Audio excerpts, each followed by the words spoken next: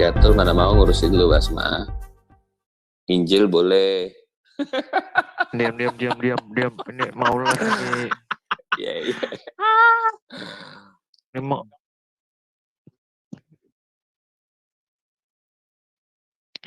Shalom Aleichem Adonai Yeshua Mashiach. Kembali lagi dengan kami WAFM Apologetics. Di sini yaitu Muslim bertanya, Alkitab menjawab. Nah, dengan pada malam hari ini kami akan membahas tentang topik bentar ya, aku share screen dulu biar nggak bisa.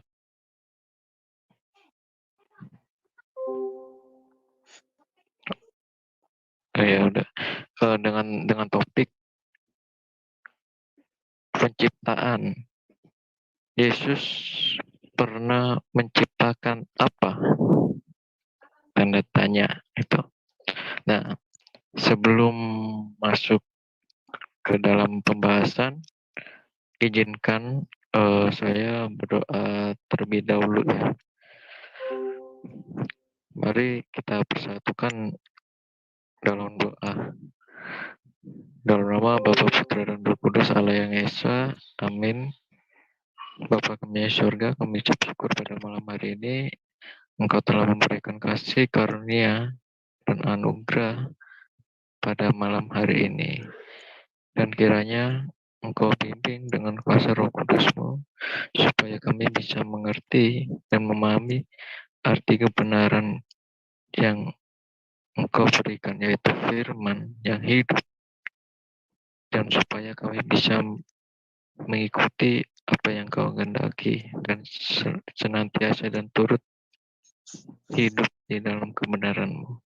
Jamaahlah di room ini dan juga jamaah dengan yang nonton di live YouTube. Engkau berkati dan berikanlah kasih karunia supaya jiwa-jiwa yang masih belum mengenal Engkau dan bisa mengerti bahwa Engkau lah Allah yang Esa dan Allah yang hidup, dan bisa diselamatkan juga. Bapa, inilah doa pada malam hari ini di dalam nama Bapa, Putra, dan Roh Kudus, Allah yang Esa. Amin. Ya, kami di sini ada narasumber kami, yaitu Pak Pendeta Brahmanaha. Ya, salam Pak Pendeta. Ya, shalom semuanya. Ya, ini gimana ini Pak? Tentang topik agak lucu juga sih.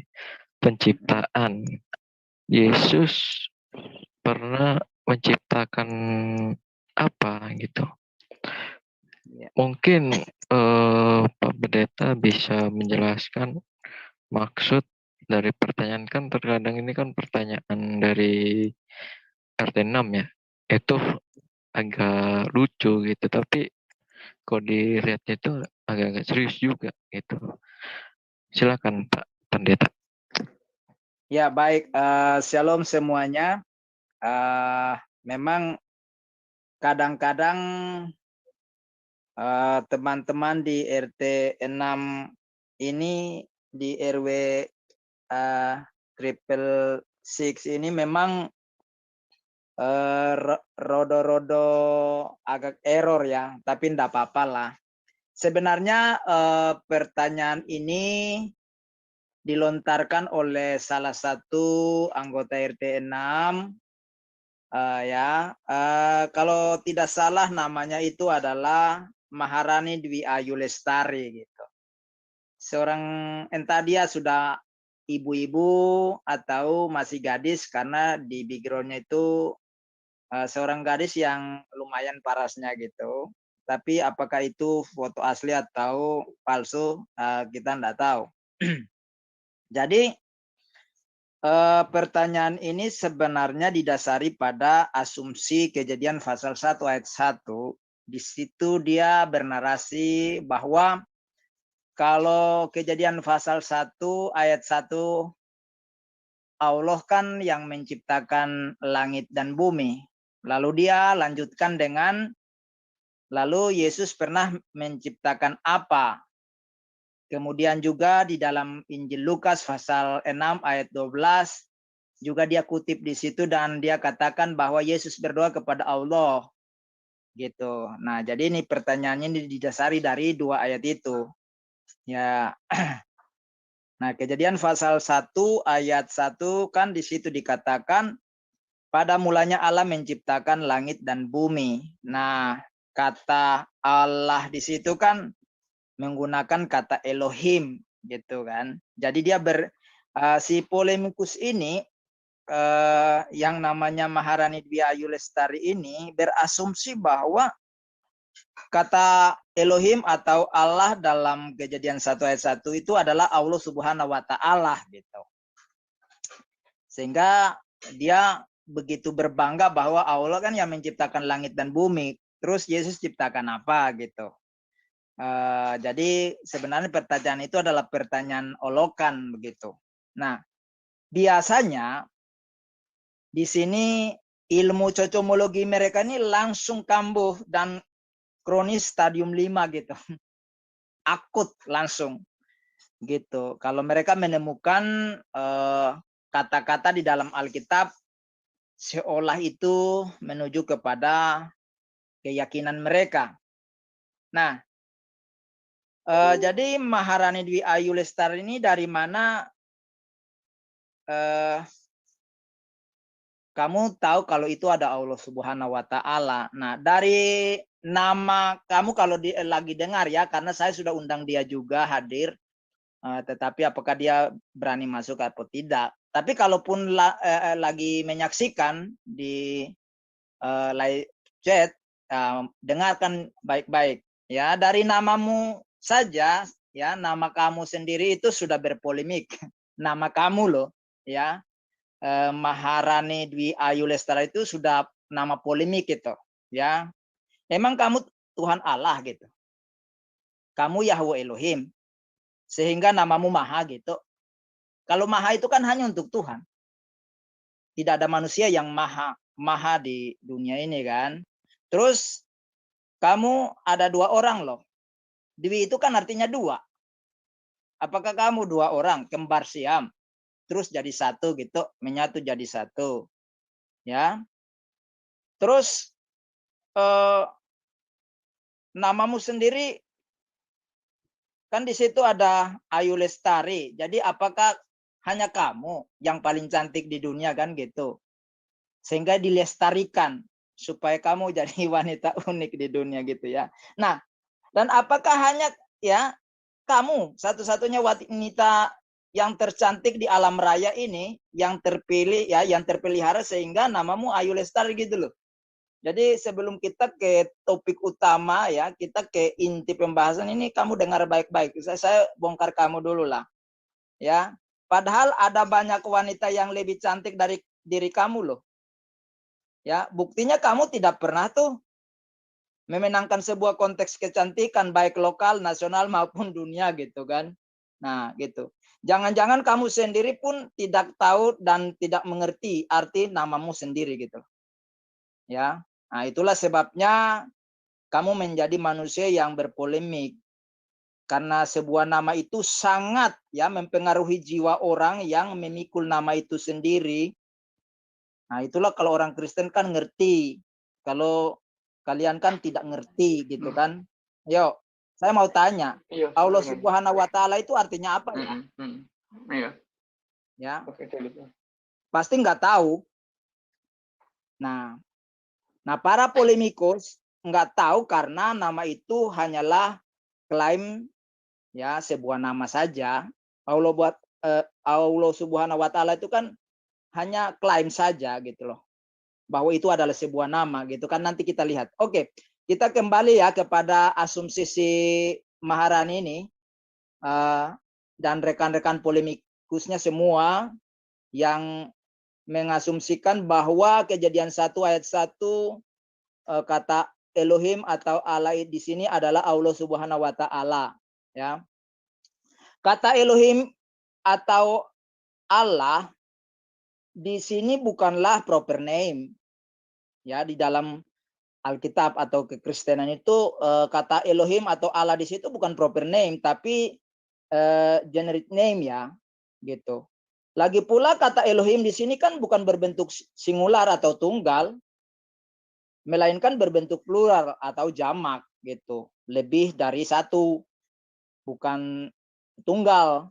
Ya, kata El atau Elo atau Eloah atau Elohe bentuknya singular, ya, atau tunggal. Sedangkan kata akhiran daripada him, kata Ibrani, him itu ditambahkan sebagai bentuk plural atau jamak. Jadi kalian sebagai polemikus memang enggak ngerti itu. Nah, jadi kata El bermakna atau memiliki arti sesembahan. Dan akhiran him sebagai keterangan bahwa sesembahan itu memiliki pribadi dalam bentuk plural atau jamak atau lebih dari satu. Itulah yang dipercaya orang Kristen sebagai Allah Tritunggal atau Trinitas, Bapa, Putra, dan Roh Kudus. Itu. Nah, dan karena ini adalah generic name, maka semua suku maupun bangsa di dunia ini menggunakan kata itu untuk sesembahan mereka, termasuk orang Israel atau Yahudi. Itu loh. Jadi itu bukan milik hanya orang Yahudi, semua bangsa juga menggunakan kata itu. Ya. Nah, jadi Maharani, kamu dengar baik-baik sebagai contoh, ya, sebagai contoh, ya. Hakim-Hakim pasal 10 ayat 6, brother. Hakim-Hakim pasal 10 ayat 6. Oke, silakan baca, brother.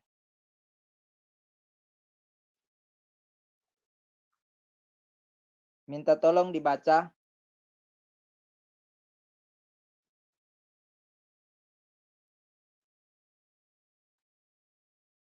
Ya, baca. Oke, silakan baca, brother. Di mute tadi.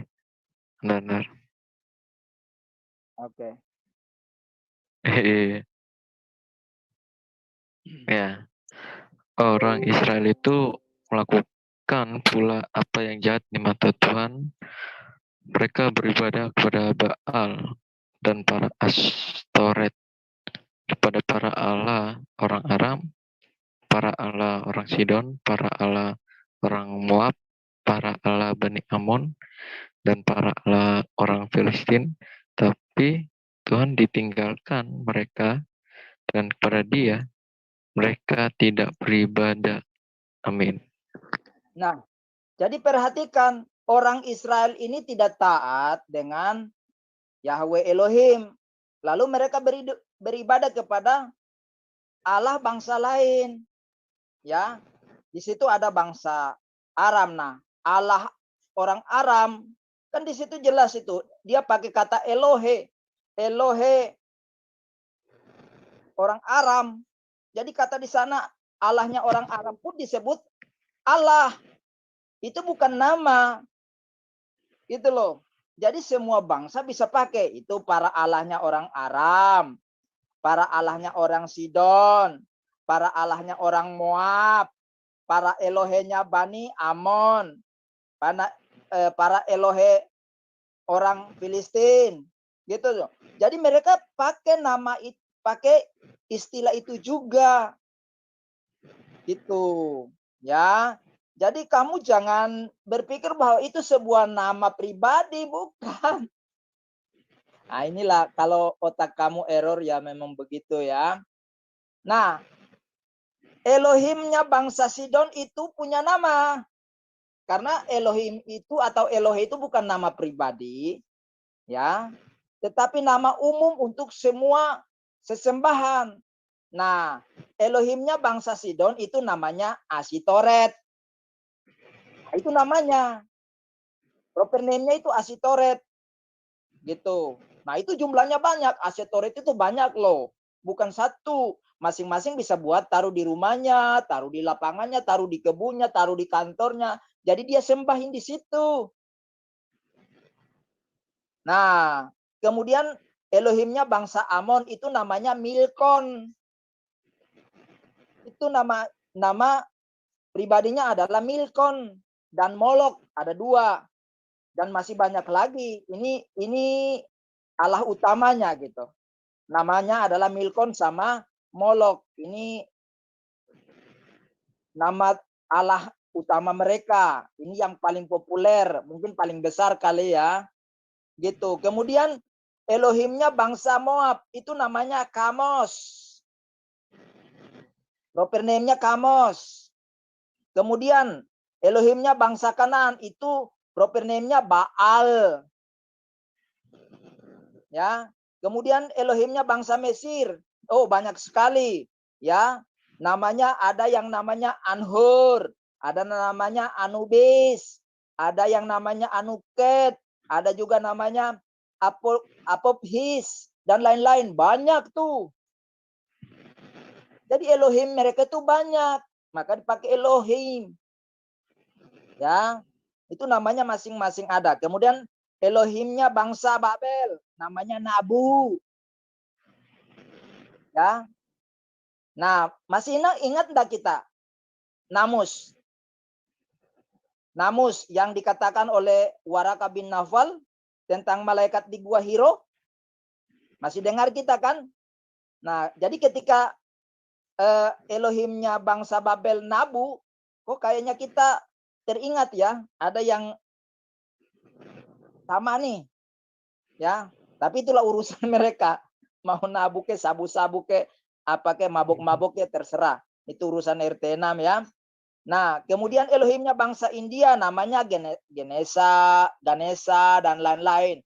Dan masih banyak. Kalau kita buat daftarnya itu bisa satu buku itu. Ya. Nah, itu contoh.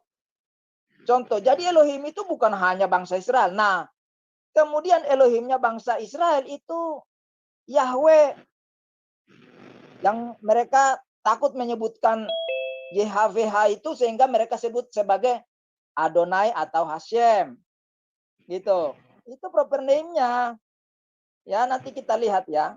Nah, nama-nama tadi adalah proper name Elohim bangsa-bangsa itu. Sedangkan proper name-nya orang Israel itu Elohim. Yang saya bilang tadi.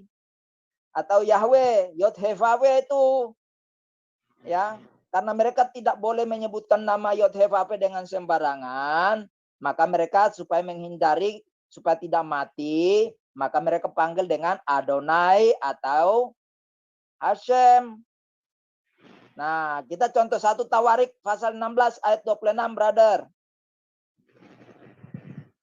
1:16 ya. Tawarik. Ya, 1 Tawarik pasal 16 ayat 26.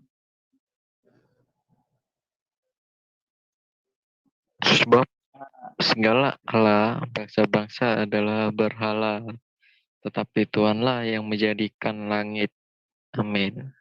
Nah, jadi perhatikan di situ dikatakan segala Elohe bangsa-bangsa selain Israel adalah berhala. Mereka buat patung berbentuk burung, berbentuk manusia, berbentuk ular, berbentuk kalajengking, berbentuk macam-macam terserah mereka. Lalu mereka sembahin. Makanya bangsa Israel menyembah dewanya bangsa Mesir yang lembu sapi itu. Itu dewanya atau Elohimnya bangsa Mesir.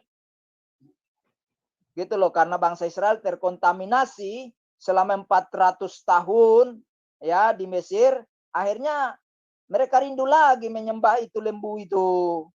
Maka mereka suruh Harun untuk membuat dari emas untuk mereka sembahin. Kan kelewatan tuh bangsa Israel. Nah, jadi di sini dikatakan segala Elohe, segala Allah bangsa-bangsa adalah berhala, termasuk bangsa Saudi Arabia dan negeri Mekah itu Allahnya adalah berhala selain orang Israel. Jadi kamu kadrun dengar baik-baik, buka telingamu lebar-lebar. Itu loh. Ya. Nah, kemudian si polemikus ini, si Dwi Ayu ini, dia kutip juga Lukas 6 ayat 12, brother. Lukas 6. Lukas 6 ayat 12.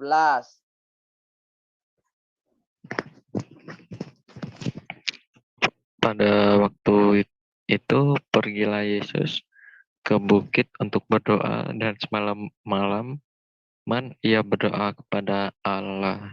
Amin. Nah, jadi kata Yunani Theos di sini juga dia berasumsi bahwa ini adalah Allah Subhanahu wa taala. Kan cocomologi lagi. Nah, lalu Yesus berdoa gimana, brother? Lukas 22 ayat 41 dan 42.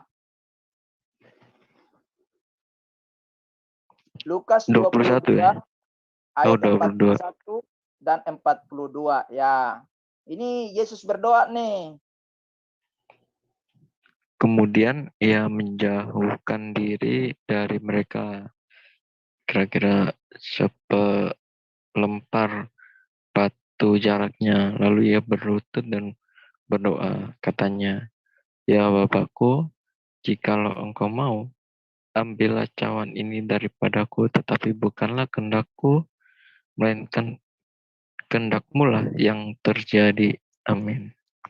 Nah, jadi Yesus di sini berdoa kepada Allah itu bukan kepada Allah Subhanahu wa taala, tetapi kepada Bapaknya. Bukan Allah Subhanahu wa taala. Apa di situ Yesus katakan, "Ya Allah Subhanahu wa taala"? Enggak ada. "Ya Bapakku," katanya.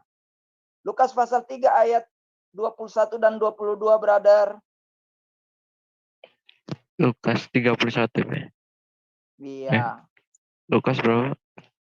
Lukas 3 ayat 21 dan 22. 31. 21. Iya, biar kita bongkar isi otak mereka tuh. Iya. Ketika seluruh orang banyak itu telah dibaptis, dan ketika Yesus juga dibaptis dan sedang berdoa, terbukalah langit dan turunlah Roh Kudus dalam rupa burung seperti burung merpati di atasnya, dan terdengarlah suara dari langit, "Engkaulah anakku yang kukasihi, kepadamu lah aku berkenan." Amin. Nah, Yesus lagi berdoa waktu dibaptis, terdengar suara dari sorga, dari langit, ya. Apa katanya? "Engkaulah anakku yang kukasihi." Jadi ada dialog. Ya, sang firman, sang anak di dunia berdoa kepada Bapaknya di sorga, Bapaknya di langit. Menjawab, "Engkaulah anakku yang kukasihi, kepadamu aku berkenan." Nah, hal ini juga diulangi oleh Yesus di dalam Markus pasal 9 ayat 7. Markus 9 ayat 7. Ayat 7, ya, ketika Yesus di bukit. Maka datanglah awan menaungi mereka, dan dari dalam awan itu terdengar suara, "Inilah anak yang kukasihi, dengarkanlah dia." Nah, Amin. Bapa di sorga mengatakan, "Inilah anakku yang kukasihi, dengarkanlah dia." Itu ya, itu untuk Yesus. Nah, kemudian di dalam perjanjian lama, Sang Yahweh ini juga sebagai Bapa, dan umat yang percaya kepadanya disebut sebagai anak. Yeremia 31 ayat 9, brother. 31 ayat 9. 29 ya. 9. Ayat 9, ya. Dengan menangis mereka akan datang. Dengan hiburan aku akan membawa mereka. Aku akan memimpin mereka ke sungai-sungai, di jalan yang rata, di mana mereka tidak akan tersandung. Sebab aku telah menjadi bapa Israel. Efraim adalah anak sulungku. Amin. Nah, jadi Yahweh Elohimnya orang Israel ya adalah bapa bagi orang Israel. Israel adalah anaknya dan dikatakan Efraim adalah anak sulung. Jadi Yahweh itu punya anak, dia sebagai bapa. Ya.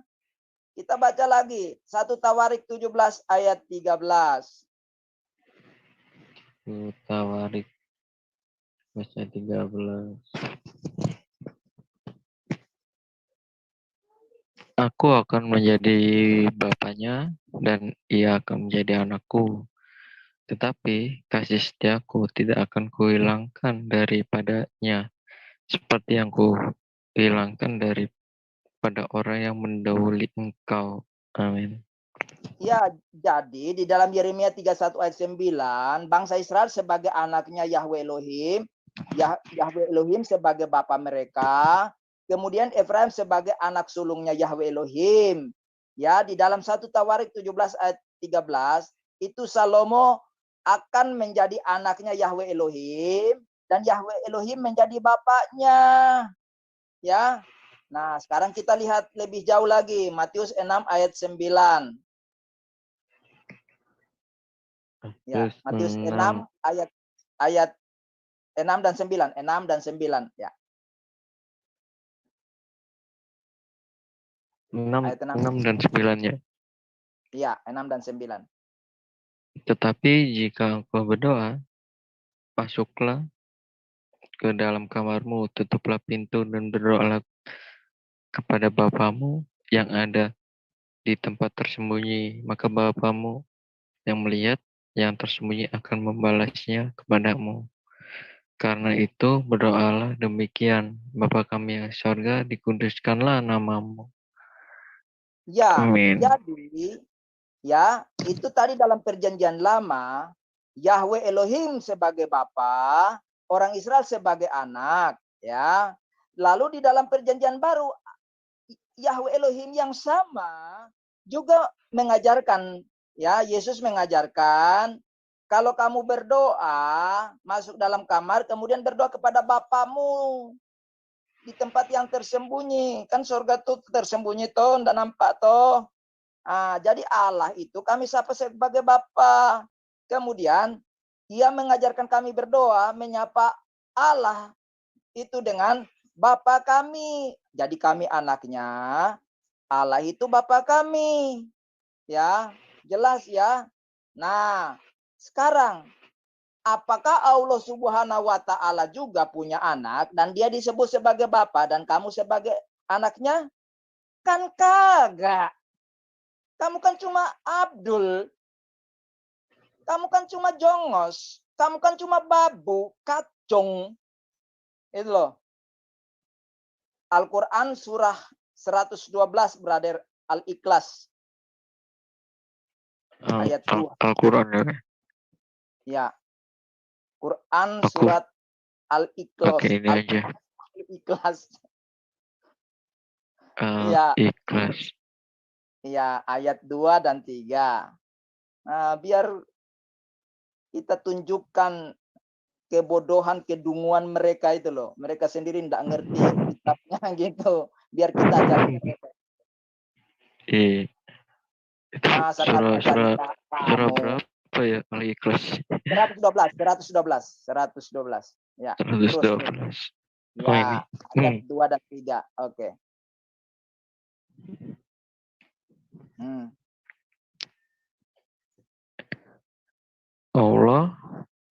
Allah adalah Tuhan yang bergantung padanya segala sesuatu. Dia tiada beranak dan tidak pula diperanakan.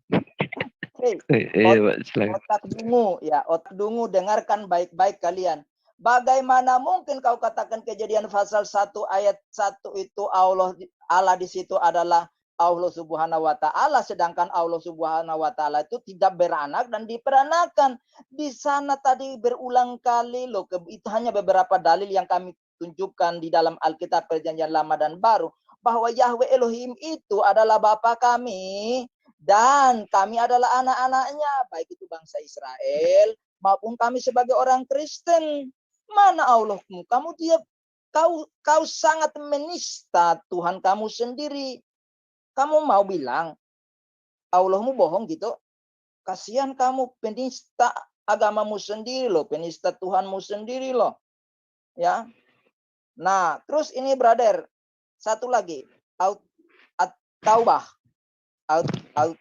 At-Taubah. Nah, ya, surat 9 ayat 30 brother.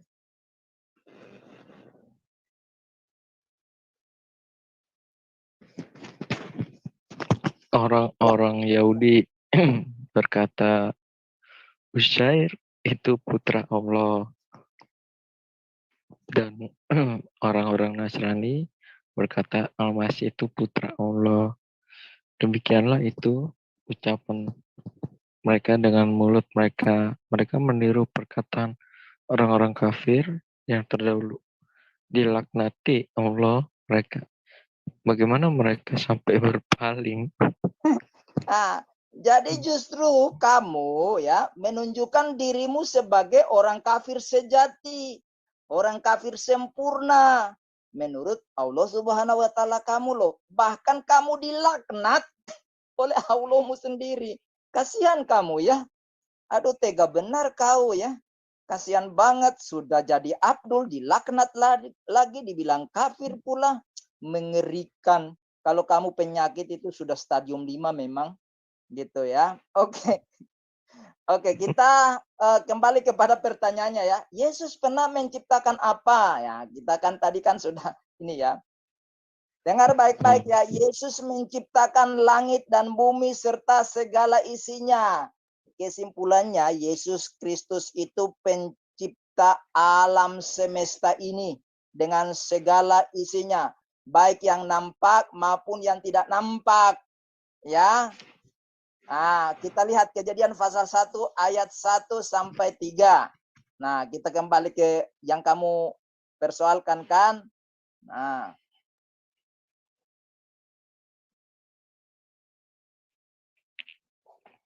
Kejadian 1 ayat 1 sampai 3. Nah, biar kita buka pikiran mereka yang buntu itu loh. Sudah kebanyakan minum es batu. Oke, lanjut, Bu. Pada mulanya Allah menciptakan langit dan bumi. Bumi belum berbentuk dan kosong. Gelap gulita menutupi samudera raya, dan roh Allah melayang-layang di atas permukaan air. Berfirmanlah Allah, jadilah terang, lalu terang itu jadi. Amin. Ya, jadi kan di situ ayat yang ketiga kan mengatakan bahwa berfirmanlah Allah, berfirmanlah Elohim, maka terang itu. Jadi ketika Elohim mengungkapkan sebuah kalimat, jadilah terang, lalu terang itu jadi. Nah, inilah yang kamu sebutkan kun fayakun. Kun fayakun itu cuma ada di dalam Alkitab, tidak ada di kitab lain. Di sini yang disebut dengan kun fayakun, jadilah terang. Lalu terang itu jadi tanpa dia harus pegang apa-apa, hanya ngomong. Nah, omongannya itulah yang menyebabkan terjadi. Itulah yang disebut dengan firman. Nah, karena itu mari kita kembali ke Yohanes pasal 1 ayat 1 sampai 3, brother. Yohanes 1 ayat 1 sampai 3. Pada mulanya adalah firman, firman itu bersama-sama dengan Allah, dan firman itu adalah Allah. Ia pada mulanya bersama-sama dengan Allah. Segala sesuatu dijadikan oleh Dia, dan tanpa Dia tidak ada sesuatu pun yang telah jadi dari segala yang telah dijadikan. Amin. Nah, jadi di sini dikatakan firman itu adalah Allah, ya, dan firman itulah yang menjadikan segala sesuatu. Tanpa firman itu tidak ada yang dijadikan. Artinya apa? Firman itu yang menciptakan alam semesta ini, langit dan bumi serta segala isinya. baik yang nampak maupun yang tidak nampak. Yang tidak nampak itu seperti malaikat, ya, yang akhirnya memberontak menjadi iblis dan roh-roh jahat, ya. Kemudian singgasana, sorga dan neraka, ya. Itu yang nampak itu apa? Ya, yang nampak itu yang kamu lihat itu pepohonan, batu-batu, rumput, binatang-binatang, manusia dan lain sebagainya. Itu loh. Bintang-bintang, bulan, matahari dan seterusnya. Itu yang diciptakan oleh Yesus, ya. Nah, lalu kok bisa? Mari kita lihat. Yohanes pasal 13, brother, ayat 13 dan 14. Yohanes Apa dia 13. menciptakan? Karena Yesus adalah Tuhan. Yohanes 13 ayat 13 dan 14, brother. Kamu kamu menyebut aku guru dan Tuhan, dan katamu itu tepat. Sebab memang akulah guru dan Tuhan. Jadi jikalau aku membasuh kakimu, aku yang adalah Tuhan dan gurumu, maka kamu pun wajib saling membasuh kakimu. Amin. Ya, jadi Yesus pernah menciptakan apa? Ya, dia menciptakan langit dan bumi serta segala isinya. Kenapa dia bisa menciptakan langit dan bumi dengan segala isinya? Ya, karena Yesus adalah Tuhan itu sendiri. Karena Yesus adalah Allah itu sendiri, ya. Nah, tapi kita fokus ke sini sebagai Yesus sebagai Tuhan, ya. Nah, biasanya di sini nanti cocokologi mereka kambuh lagi nih. Ya, makna dari Tuhan atau kurios, ya, dalam bahasa Yunani, Adonai di dalam perjanjian lama bahasa Ibrani atau Hashem, Yahweh, ya. Maknanya apa? Maknanya itu artinya majikan atau bos. Dia adalah majikan atau bos. Yang kedua, makna Tuhan itu atau kurios itu penguasa atau pemimpin. Dia pemimpin tertinggi. Makanya dia disebut sebagai raja. Raja, maharaja. Jadi raja di atas segala raja adalah Tuhan Allah. Yahweh Elohim. Yesus Kristus adalah raja. Pemimpin tertinggi, penguasa tertinggi. Yang ketiga, makna Tuhan itu adalah pemilik. Pemilik segala sesuatu. Karena dia ciptakan semua itu ya jadi miliknya kan. Kan seperti itu. Nah, mari kita lihat. Kembali lagi ke Yohanes pasal 1 ayat 10 dan 11, brother. Yohanes 1. Ayat 10 dan 11. Ia telah ada di dalam dunia. Dunia dijadikan olehnya, tapi dunia tidak mengenalnya. Ia datang kepada milik kepunyaannya, tetapi orang-orang kepunyaannya itu tidak menerimanya. Amin. Nah, jadi Alkitab mengatakan bahwa Yesus sekarang ada di dalam dunia yang ia jadikan, yang ia ciptakan, termasuk manusia. Ia datang kepada miliknya, kepunyaannya. Tetapi manusia yang adalah kepunyaannya ini tidak menerima dia. Jadi hai polemikus yang otak error, dan kamu dengar, Yesus menciptakan apa? Menciptakan manusia, menciptakan alam raya ini. Maka ia datang ke dalam dunia sebagai miliknya. Ia datang ke situ, bertemu dengan manusia sebagai ciptaannya, sebagai makhluk yang ia ciptakan yang serupa segambar dengan dirinya. Ia datang, tapi mereka tidak menerima dia. Gitu loh. Ya. Nah, jadi tadi kan di sini makna Tuhan adalah pemilik, kan dia datang kepada milik kepunyaannya. Jadi Yesus itu sebagai Tuhan kurios karena dia pemilik alam semesta ini. Ini semua yang ada termasuk diri kamu hai polemikus dan apa yang kamu punya itu milik Yesus. Itu loh. Jadi kamu jangan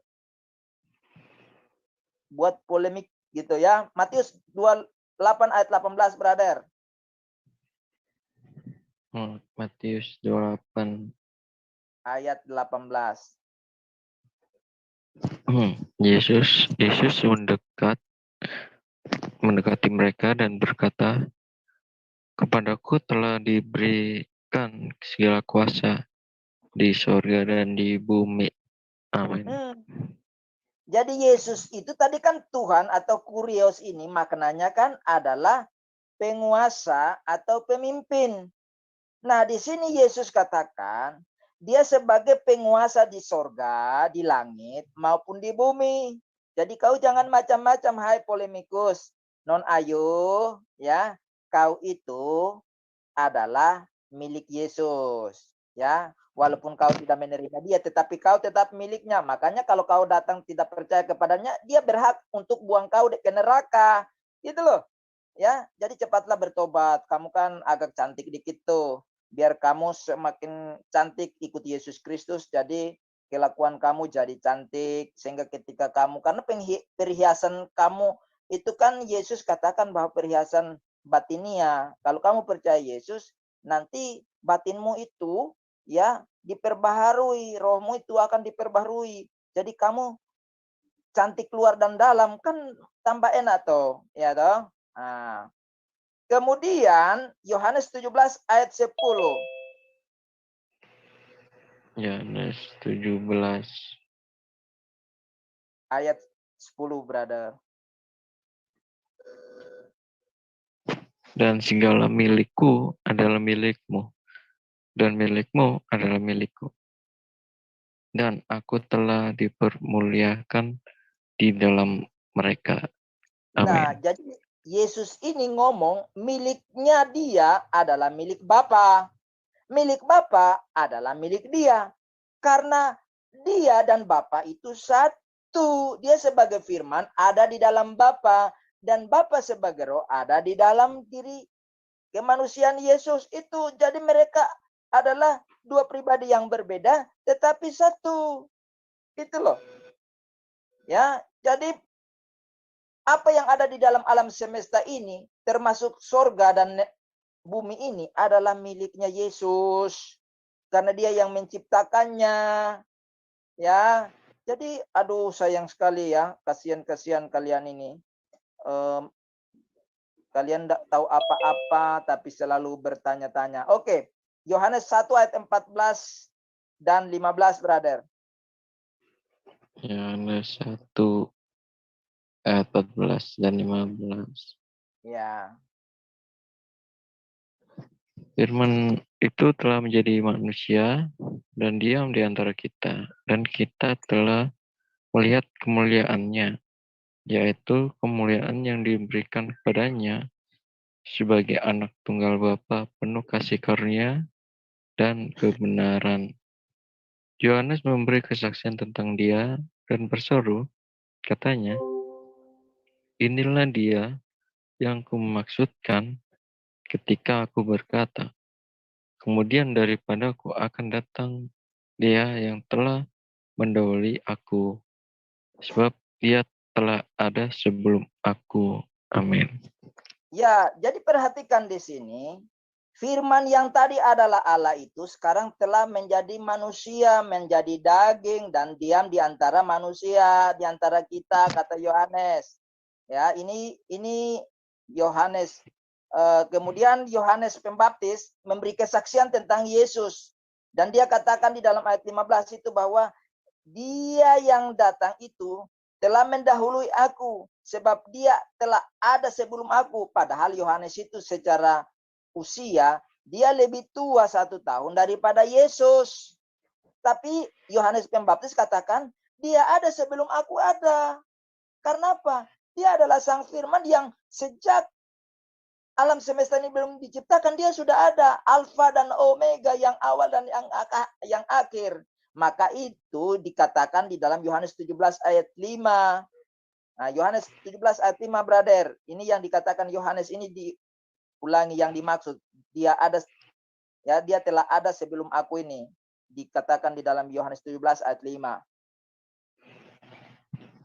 Oleh sebab itu, ya Bapa, permuliakanlah aku padamu sendiri dengan kemuliaan yang kumiliki di hadiratmu sebelum dunia ada.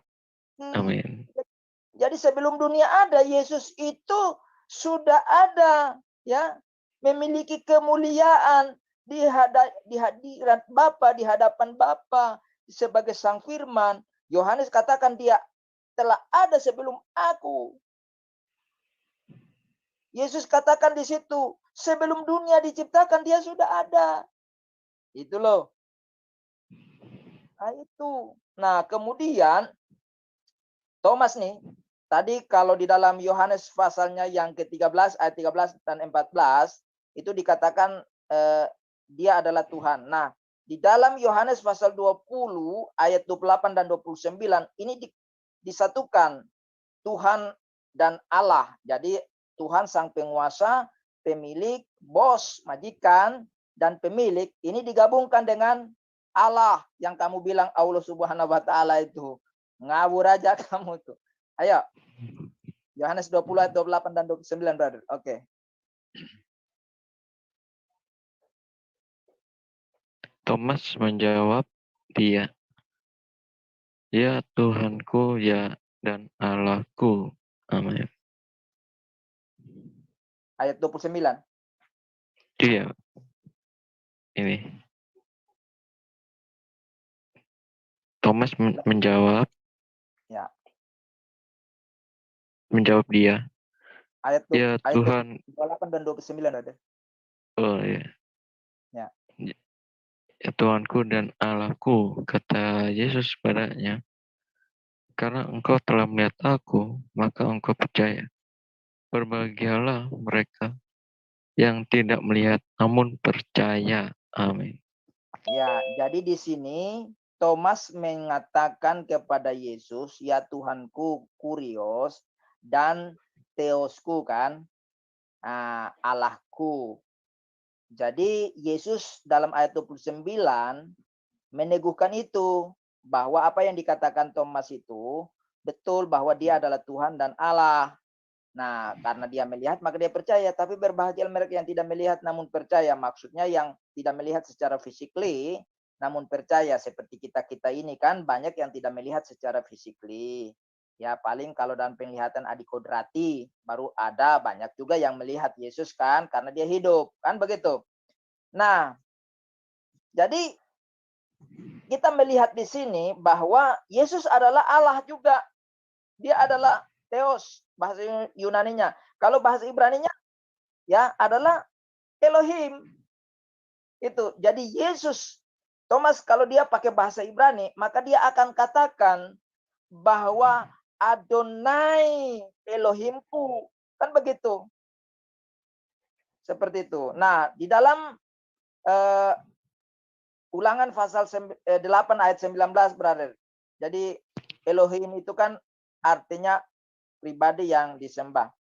Oke, Ulangan 8 ayat 19.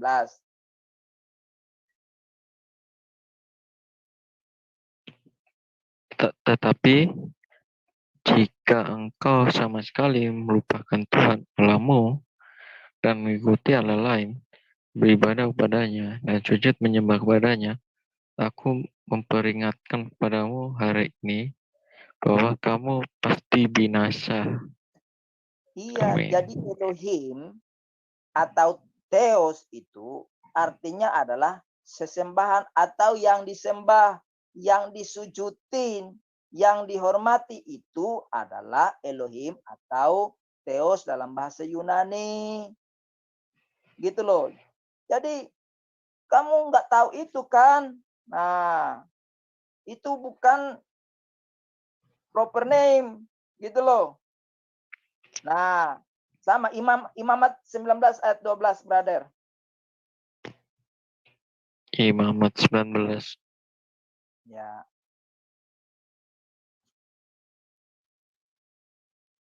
Ya, Pak ya? Ya, Imamat 19 ayat 12.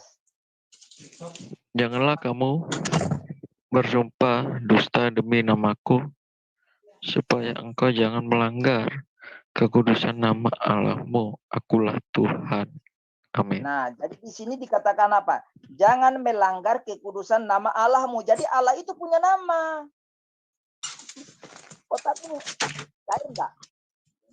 Jadi Allah itu punya nama, maka di sini dikatakan jangan melanggar kekudusan nama Allahmu. Akulah Tuhan. Ya. Keluaran 6 ayat 2, brother. Keluaran 6. Ya, biar para polemikus otak buntu ini bisa paham sedikit. Ya, semoga otak mereka cair malam ini. Keluaran Aku 6 telah ayat 2. Ya. Aku telah menampakkan diri kepada Abraham, Ishak dan Yakub sebagai Allah yang Maha Kuasa. Tetapi dengan namaku, Tuhan, aku belum menyatakan diri. Amin. Nah, jadi di sini Tuhan bilang apa? Tetapi dengan namaku Tuhan, namaku Tuhan, Yahweh, Yod-Heh-Vah-Veh, Adonai, itu namaku. Ya. Adonai. Ya, Adonai. Barak Adonai Baishmer. Ya, itu dia. Itu namaku katanya di sini. Namaku Tuhan. Gitu loh. Aku belum menyatakan diri. Nah, kita lihat lagi lebih dalam lagi, brother. Yeremia 16 ayat 21. Supaya mereka tahu bahwa bukan Allah itu nama Yahweh. Namanya orang Israel, Allah Israel itu bukan Allah. Bukan Allah Subhanahu wa taala gitu. Yeremia 16 ayat 21. Sebab itu ketahuilah, aku mau memberitakan kepada mereka. Sekali ini aku akan memberitahukan kepada mereka kekuasaanku dan keperkasaanku, supaya mereka tahu bahwa namaku Tuhan. Amin. Namanya apa? Namanya apa? Tuhan. Tuhan, Adonai. bukan Allah. Ay. Namaku Yahweh, Yod-Heh-Vah-Veh, Adonai. Itu loh. Waduh. Yesaya 42 ayat 8, brother. Emas aku. Iya. 42. Iya, ayat 8. Aku ini Tuhan, itulah namaku. Aku tidak akan memberikan kemuliaanku kepada yang lain atau kemasyhuranku kepada patung. Iya, aku ini Tuhan, itulah namaku. That is my name. Bukan Allah Subhanahu wa taala. Hei kadron. Dengar baik-baik. Ini orang tuli-tuli ini harus dibuka. Aku ini Tuhan, itulah namaku. Namaku Tuhan.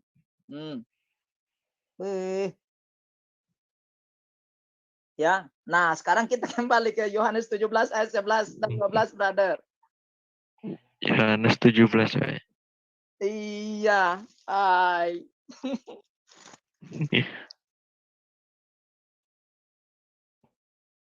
Ayat berapa? Ayat 11 dan 12. Aduh, kalau mereka ada dekat saya langsung tarik kupingnya. Dan aku tidak ada lagi di dalam dunia, tapi mereka masih ada di dalam dunia. Dan aku datang padamu, ya Bapa yang kudus. Peliharalah mereka dalam namamu, yaitu namamu yang telah Engkau berikan kepadaku, supaya mereka menjadi satu sama seperti kita. Selama aku bersama mereka, aku memelihara mereka dalam namamu, yaitu namamu yang telah Engkau berikan kepadaku.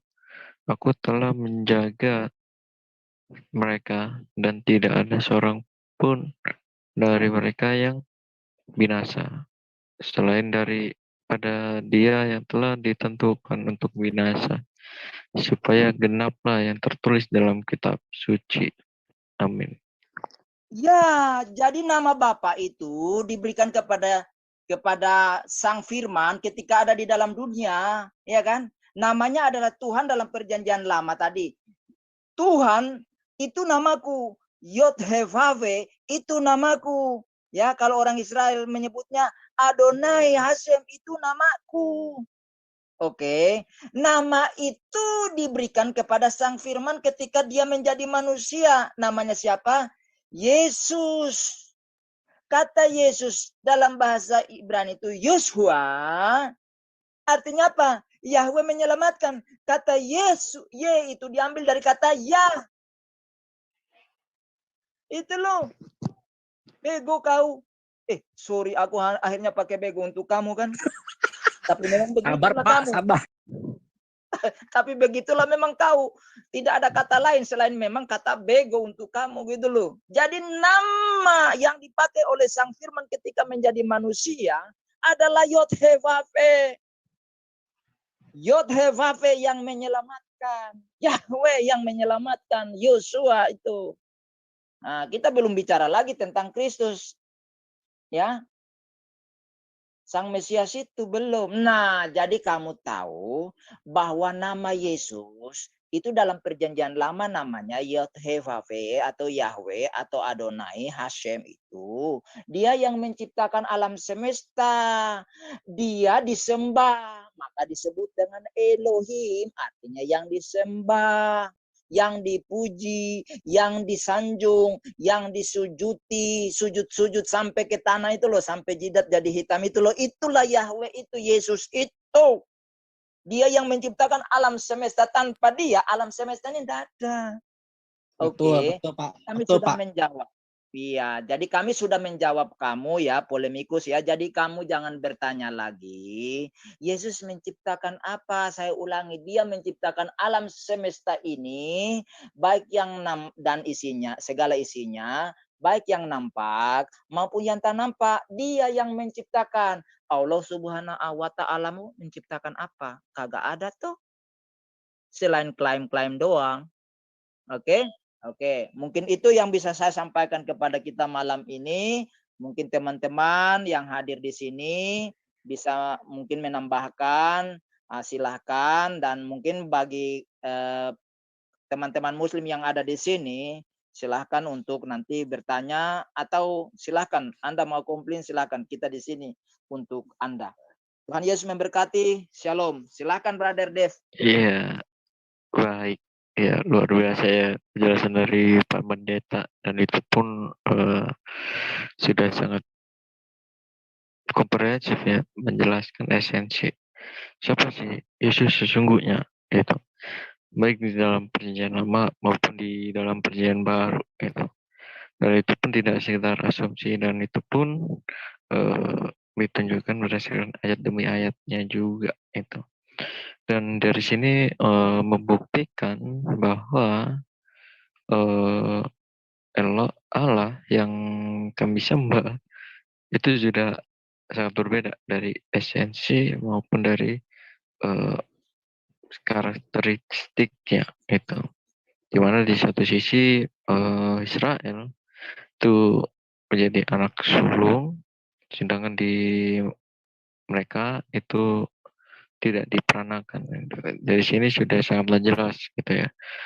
Ya baik, jangan lupa share, komen, dan like di channel ini, dan juga ya jangan lupa subscribe YouTube WAFM Apologetics, We Are From Murtadin. Bagi teman-teman yang masih belum mengetahui apa sih bahkan serangan-serangan dari mereka, silakan subscribe, barangkali bisa membantu dan bisa menjadi berkat bagi semua orang yang dikasih oleh Tuhan. Ya baik, barangkali ada Muslim nggak di sini? Ntar saya lihat dulu ya. Atau barangkali teman-teman bisa mau Mungkin saya mau nambahkan, menambahkan. boleh nggak? Saya boleh nambahkan nggak? Iya, silakan. Saya tadi setuju dengan Bapak yang tadi ya. Sebab Yesus yang kita sembah, mungkin mereka bilang, Yesus itu bukan Tuhan, Yesus itu hanya manusia biasa, Yesus itu apa sih mujizatnya? Banyak mujizatnya kalau kita lihat. Seperti Yesus menemui Simon Petrus, nyuruh Simon Petrus apa? Nyuruh Simon Petrus menjala ikan.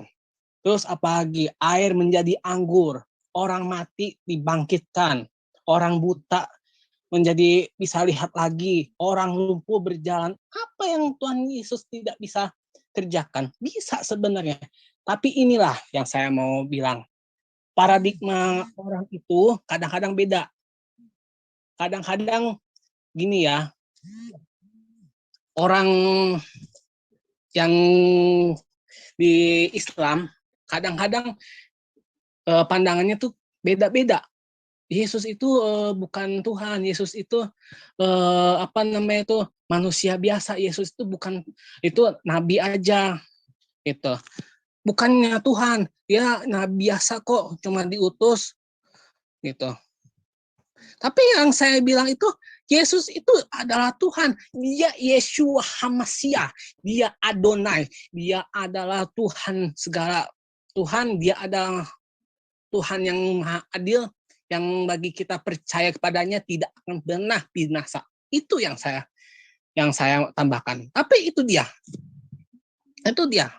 Bapak Ibu Saudara. Kadang-kadang orang-orang yang Islam itu ngejek agama kita, mengejek Tuhan kita. Tapi itu terserah aja, terserah orang lah. Terserah orang mau bilang Tuhan Yesus itu Tuhan Yesus telanjang kayak, mau Tuhan Yesus dibilang nggak ada mujizat kayak, terserah. Tapi itulah makanya kita harus merubah paradigma orang-orang yang seperti itu dengan cara apa? Dengan cara sikap kita, ya. Dengan cara sikap kita. Kalau sikap kita menggambarkan gambaran Kristus, saya yakin 100%. Orang-orang yang tadinya tersesat karena ajarannya Muhammad, saya sama sekali nggak percaya. Saya dulu adalah mantan Islam. Ya, Bapak Ibu Saudara, saya adalah mantan Islam. Walaupun saya tidak bisa ngaji, tapi teorinya sedikit-sedikit saya tahu. Ya, sedikit-sedikit saya tahu. Makanya saya tidak percaya dengan ajaran Islam. Tapi itulah yang saya mau bilang sama saudara. Kita harus percaya, itu intinya. Intinya percaya saja sama Tuhan. Percaya saja sama Tuhan. Percaya. Kalau kita percaya, maka Tuhan bisa kok membuat kita menggerakkan hati orang tuh untuk menerima Tuhan sebagai Tuhan dan Juru Selamat. Bisa kok. Bisa. Ya, bisa. Caranya Tuhan tuh bisa aja, bisa dengan cara apapun, bisa. Tapi ya itu dia, dengan cara seperti harus kena sia dulu atau bagaimana gitu kan. Kita juga tidak ngerti. Kita kan tidak ngerti caranya Tuhan tuh seperti apa. Kita harus kena kecelakaan dulu baru percaya Tuhan? Apakah kita harus mengalami musibah dulu sama Tuhan baru kita percaya sama Tuhan, atau gimana? Saya tidak tahu. Itulah yang cara-cara Tuhan supaya orang itu percaya kepada Tuhan Yesus. Ini yang saya katakan tadi barusan, ya, tentang paradigma orang terhadap kita. Tapi itulah yang saya mau katakan sama saudara. Kita tinggal percaya saja, percaya dan melakukan firman. Gitu. Dan itu mungkin yang saya bisa nambahkan. Ya. Itulah yang saya bisa nambahkan Bapak Ibu Saudara. Iya, Baik, mungkin barangkali teman-teman lain ada yang mau ditambahkan atau Pak Pak Bram, menurut Pak Bram gini Pak, eh, kan mereka-mereka ini kan pikirnya kan dalam wujud Yesus ini kan dalam bentuk manusia gitu ya Pak ya. Nah, dalam benak pemikirannya mereka tuh selalu bilangnya gini, Yesus itu kan firman yang menjadi manusia. Nah, kira-kira kalau dia itu firman, apakah dia itu dalam bentuk manusia itu bisa menciptakan? Nah, mungkin mereka berpikirnya seperti itu. Nah, menurut Pak Pendeta gimana Pak dengan pertanyaan seperti itu Pak? Iya, tadi kan Bro siapa tadi yang baru ngomong tadi, siapa namanya tadi? Misalnya Reza. Ya, Bro Reza tadi kan menyebutkan salah satu yaitu Yesus mengubah air menjadi anggur. Itu mencipta loh. Karena mengubah air jadi anggur, itu mengubah sifat, merubah semua loh di situ loh. Anggur dengan air itu kan dua hal yang berbeda. Walaupun di dalam anggur itu mengandung air, tetapi mengubah anggur menjadi mengubah air menjadi anggur itu suatu hal yang luar biasa. Itu mencipta, gitu loh. Jadi ketika dia jadi manusia, dia bisa lakukan itu kan, gitu.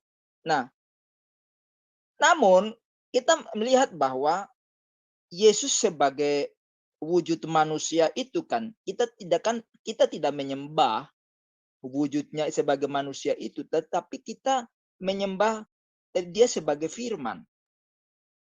Nah, namun secara otomatis karena sang firman itu mengambil wujud manusia, ketika orang bertemu kan langsung tuh sujud di depan dia. Nah, dia kan tidak melarang, artinya apa? Dia menerima penyembahan.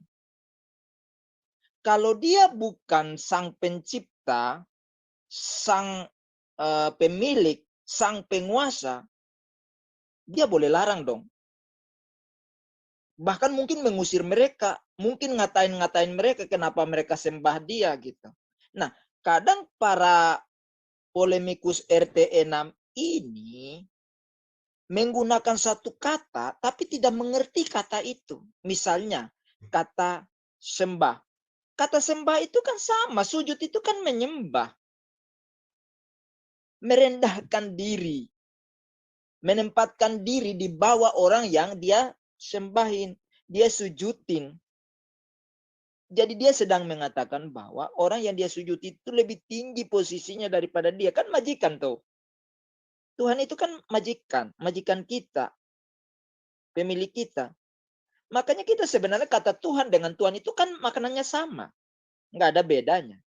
Cuma dengan perkembangannya bahasa, sehingga dibedakan paradigmanya antara Tuhan dengan Tuhan. Tuhan itu kepada sang pencipta, sedangkan Tuhan itu kepada manusia. Padahal sebenarnya sama. Cuma perkembangan bahasa saja yang membuat ada dikategorikan itu, dibedakan itu. Manusia kan yang buat itu, bukan Tuhan juga. Nah, gitu loh.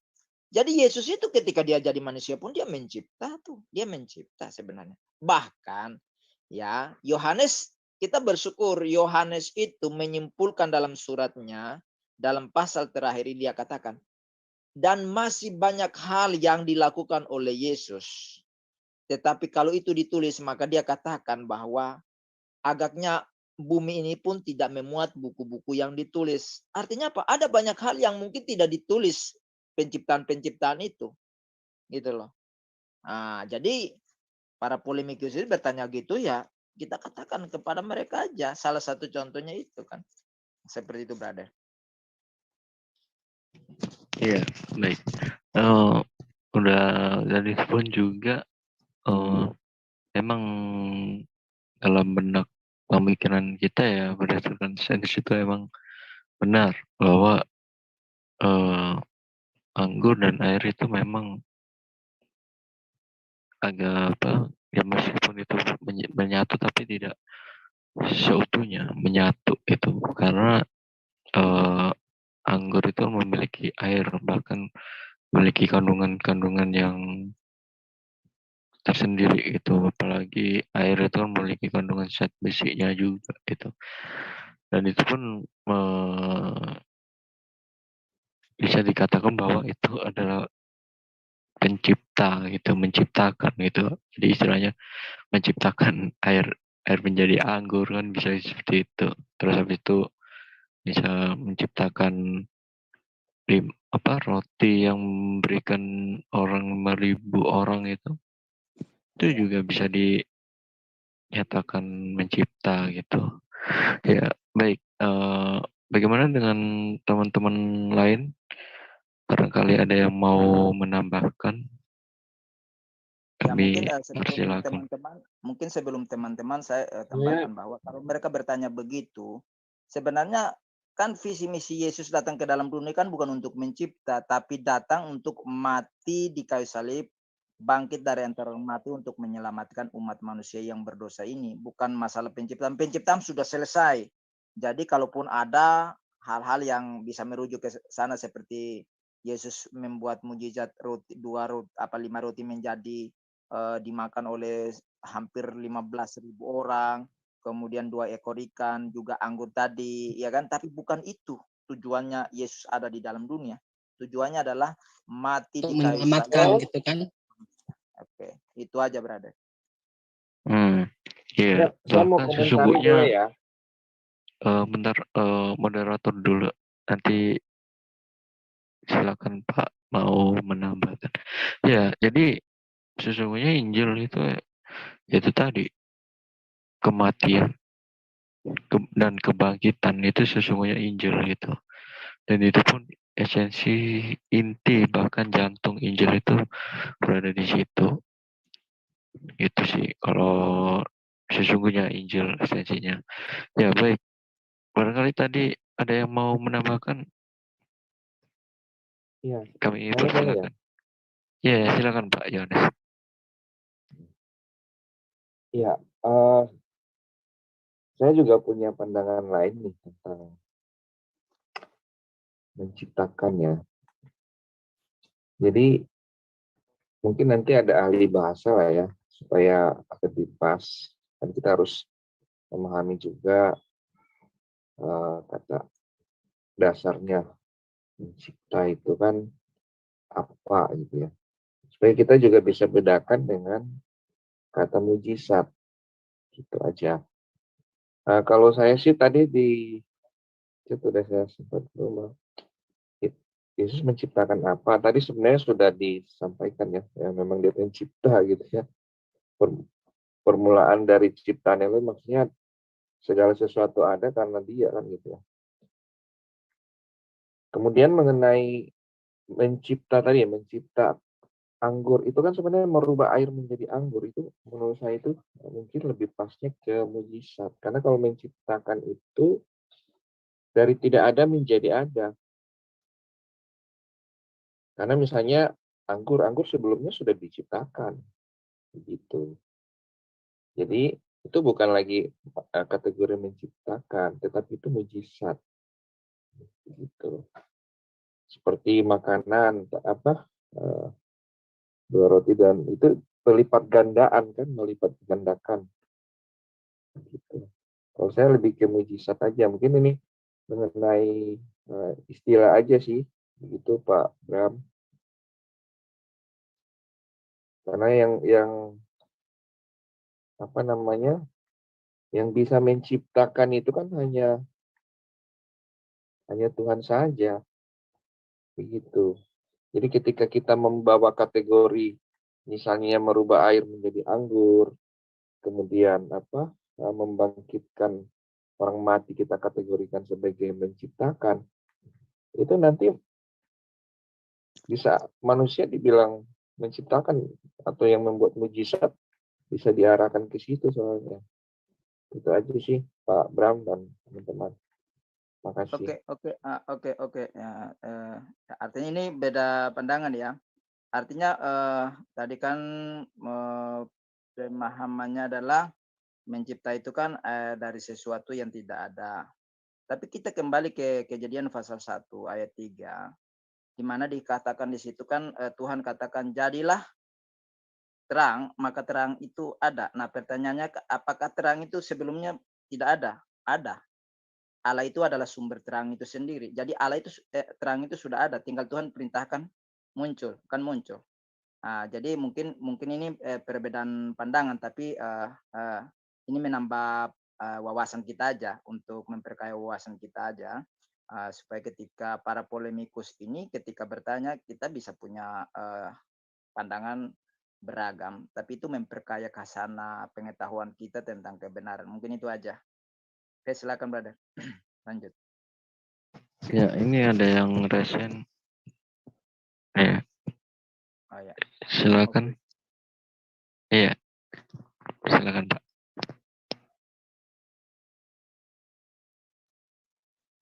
Halo. Salam, Pak. salam. Ya, Shalom. Alhamdulillah.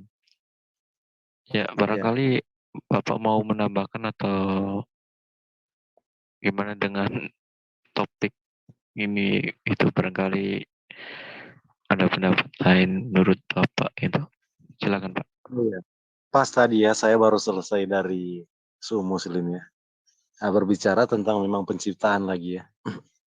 Berbicara tentang penciptaan, yang mereka permasalahkan kan belum diciptakan itu matahari sudah ada terang. Nah, itu saya pernah baca penjelasan tentang itu saya sampaikan ke mereka ya. Nah, di ayat ketiga kan pas seperti, memang tepat sekali pas seperti yang baru dibicarakan ya, baru dibawakan ayat Kejadian 1 ayat 3. Nah, di situ kan dikatakan berfirman Allah, jadilah terang. Sebenarnya terang ini bukan dijadikan. Allah adalah terang. Jadi terang ini bukan dijadikan. Di situ saya pernah membaca artikel penjelasan tentang itu ya. Itu seperti juga dikatakan roh Allah melayang-layang. Itu kan dikatakan sebelumnya. Roh Allah melayang-layang. Tapi melayang-layang kan seperti kalau kita bayangkan mungkin seperti layang-layang. Sebenarnya bukan begitu maksudnya. Roh Allah itu kehadiran roh Allah. Jadi ketika dia mau menciptakan, dia hadir. Dia ada di situ untuk mencipta. Jadi pengertian melayang-layang juga, pengertian melayang-layang dia itu ada di situ untuk melakukan sesuatu.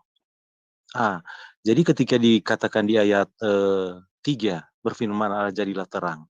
Bahasa kita itu sebenarnya yang kurang kita untuk mengerti ya, jadilah terang. Seolah-olah itu gelap semua itu, lalu Allah menciptakan terang.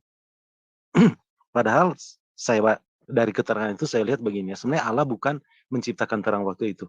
Kata yang lebih tepatnya, Allah mengadakan terang itu. Atau seperti membawa terang, menghadirkan terang. Itu juga bisa diambil juga makna rohani ya.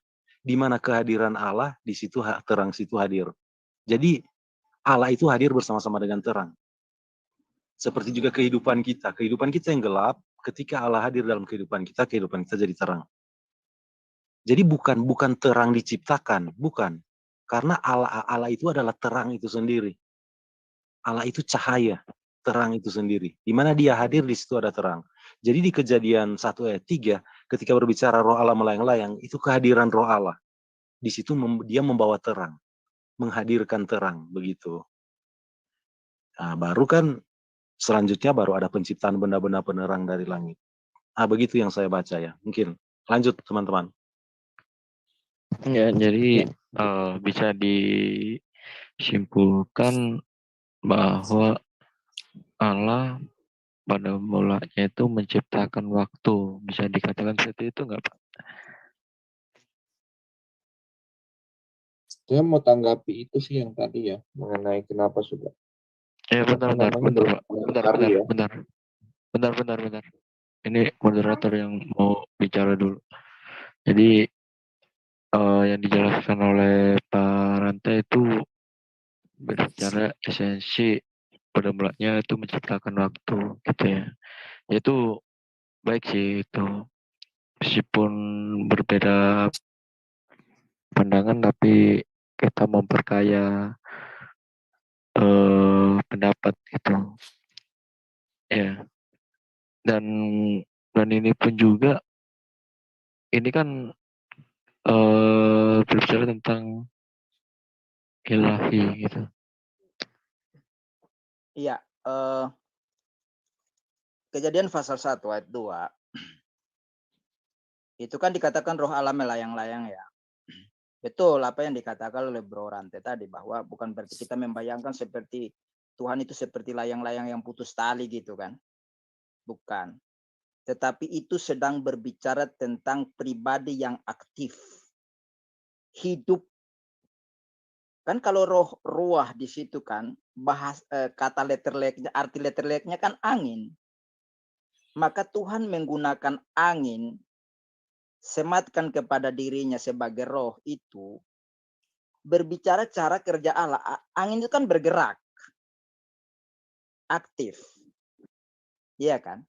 Jadi ketika dikatakan roh Allah melayang-layang itu sedang berbicara tentang, pertama, Allah itu hidup. Dia bergerak. Kalau benda mati kan tidak. Yang kedua, aktif. Sedang bekerja. Maka kalau kita ambil makna rohaninya, kita ini kan hidup. Kalau hidup itu harus aktif, bekerja. Kemudian ketika dia bergerak itu juga pas dia ada mengamati, maka dia ada pengamatan, meneliti, mengawasi. Maka dilanjutkan dengan gelap gulita. Kenapa bisa ada gelap gulita? Artinya Tuhan itu melihat ada satu situasi yang kurang sedap, yang kurang baik. Maka dia berpikir untuk berkreasi, melakukan sesuatu. Nanti dia buatkan sebuah reaksi, suatu action. Makanya pada ayat yang ketiga, dia mulai action pertama adalah dia berkata, jadilah terang, maka terang itu jadi. Memang terang itu, saya pun punya pemahaman bahwa terang itu bersumber dari diri Allah. Namun tadi Allah sengaja untuk menyembunyikan itu, belum ada, dia belum tampakkan. Makanya kalau teologi perjanjian lama itu, Allah yang berfirman tadi kan hanya dengar suara. Tapi dirinya dia tidak perlihatkan, termasuk kemuliaannya dia belum. Nanti ketika zaman Musa, baru dia munculkan kemuliaannya dengan berbagai macam cara, kan begitu. Jadi Allah punya otoritas untuk bisa untuk menyembunyikan dirinya, menampakkan diri. Maka ketika dia memunculkan, ketika dia katakan jadilah terang, kemuliaannya dinampakkan bersumber. Nah, lalu para polemikus ini kan bertanya tuh, kan matahari diciptakan baru pada hari keempat. Bagaimana bisa tumbuh-tumbuhan bisa hidup, bisa berfotosintesis, memasak, kan mereka butuh sinar matahari untuk memasak makanannya, untuk alirkan ke segala rantainya untuk kasih makan, juga binatang dan lain seterusnya. Mereka lupa bahwa Yahweh Elohim itu adalah sumber kehidupan. Jadi Yahweh Elohim tidak butuh matahari supaya memberi kehidupan. Dia sendiri yang memberikan kehidupan. Nah, kalau Allah mereka kan bukan sumber kehidupan. Kalau Allah kita kan sumber kehidupan. Jadi dia tidak butuh. Dia tuh tidak butuh matahari untuk memberi kehidupan. Dia sendiri yang memberi kehidupan. Gitu loh. Nah, itu yang tidak dipahami oleh para polemikus. Wajar saja. Mereka meraba-raba soal hal rohani, kan raba-raba mereka itu kan. Nah, seperti itu. Mungkin tambahan dari saya, brother.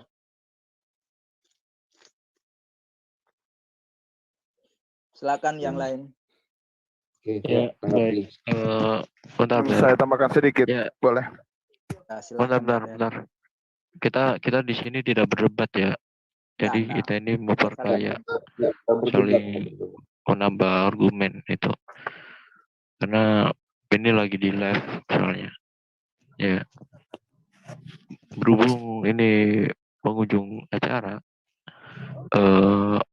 izinkan saya menyimpulkan tentang masalah topik ini bahwa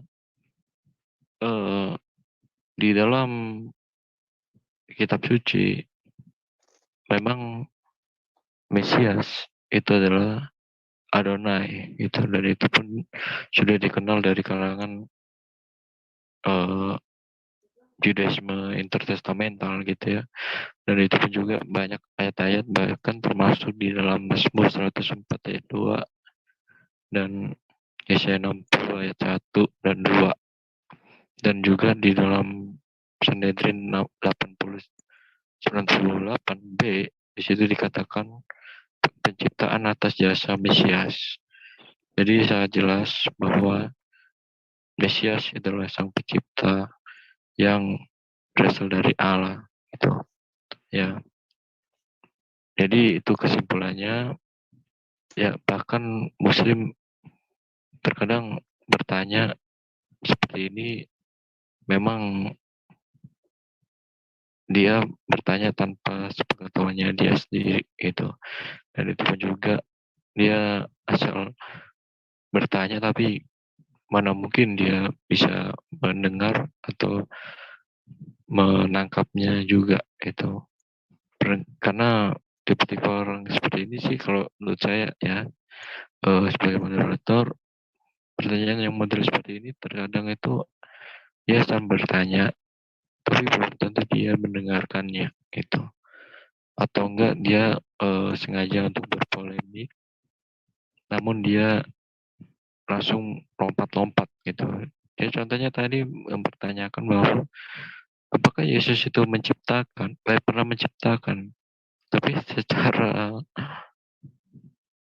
langsung Yesus kok menyembah Allah gitu. Dianggap itu menyembah Allah Subhanahu wa taala gitu kan. Nah, ini kan sebenarnya lompat gitu, lompat pagar gitu. Jadi ini menurut saya ini pertanyaan polemik, meskipun agak lucu tapi kalau diselidiki ya emang agak serius gitu. Ya baik,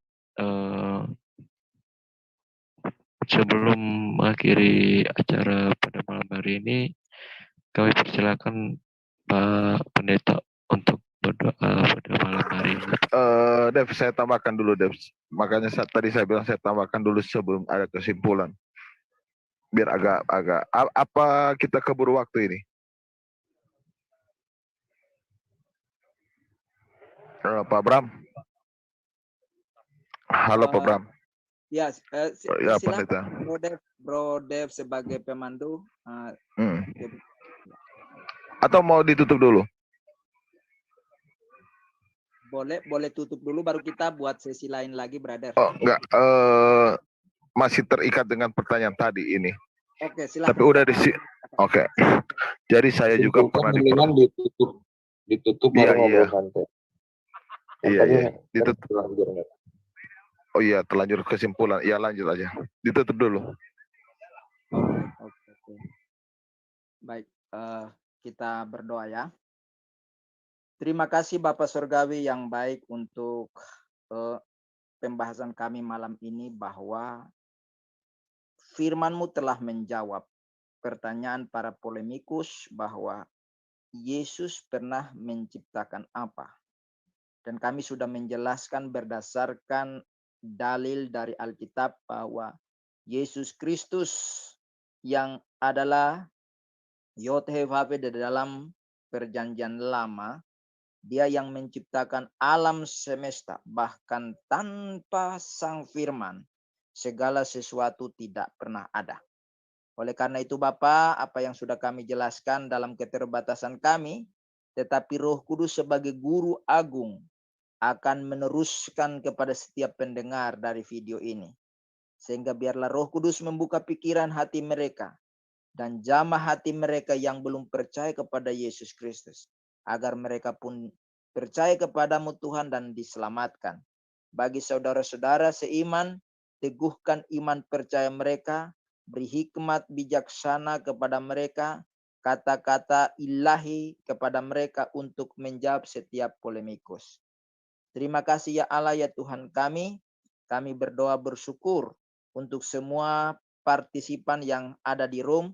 Tuhan terus pakai mereka untuk menyampaikan kebenaran, terus bersuara selagi Tuhan mengizinkan mereka ada di tengah dunia ini. Jadikan mereka untuk menyampaikan berita sukacita ini kepada setiap orang. Dan bagi mereka yang mendengar di luar sana, Tuhan pun memberkati mereka dan selamatkanlah mereka sekalian. Terima kasih untuk Bro Dev yang sudah memandu acara ini dari awal sampai akhir. Terima kasih Bapa, berkatilah dia dalam segala pelayanannya.